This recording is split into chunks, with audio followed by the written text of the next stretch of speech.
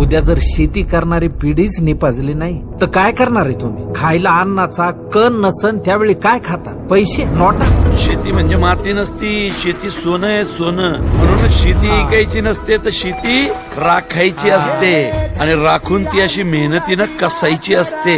सगळ्यांपेक्षा वेगळे आहात तुम्ही राजवर्धनराव. माहिती तुम्हाला, अभ्यास आहे तुमचा. शिकवा की गावातल्या लोकांना, गाईड करा त्यांना. शेती आपली माय आहे, तिलाही देते आपल्याला. सगळ्या सिस्टीम मुळे बदनामी शेती. आपण सगळ्यांनी एकत्र मिळून पिकवायचं आणि एकत्र विकायचं. एक दिवस हे बदलणार, मी ते बदलणार आणि त्यासाठी आपण एकत्र आलं पाहिजे. बोला जय जवान, जय जवान.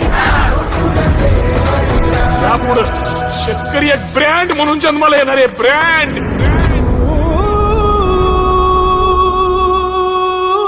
बळीराजा